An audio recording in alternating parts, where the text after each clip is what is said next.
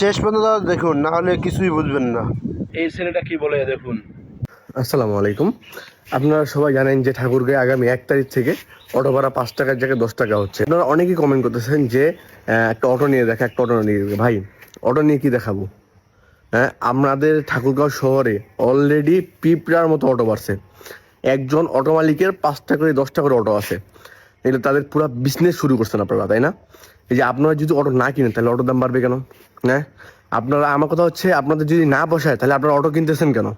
আপনাদের অটো কেনার আগে অবশ্যই দেখতে হবে যে এই জিনিসটা আমি অটোতে কিনবো, আমার এই ভাড়া চালায় অটো পোষাচ্ছে কিনা।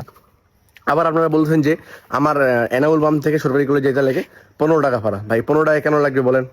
আমার এনাউল পাম্প থেকে বাস স্ট্যান্ড যাইতে আমার লাগে 5 টাকা ভাড়া। সেখানে আগে সংসার করো, বাবা হও, তাহলে বুঝবা অটোওয়ালারাও মানুষ।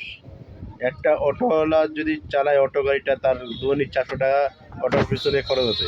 ব্যাটারি খরচ 100 টাকা, কারেন্ট বিল 100 টাকা, 200 টাকা রোড খরচ, এনাদার খরচ মিলে 200 টাকা তার চলে যায়। 400 টাকা যদি চলে যায়, একটা অটোওয়ালা 6 থেকে 700 টাকা ভাড়া মারে।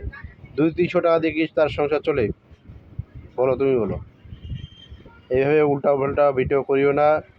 যদি তোমার এত চুলকানি হয়, তাহলে তুমি যারা দুর্নীতি করতেছে কোটি কোটি টাকা, তাদের বিরুদ্ধে কথা বলো।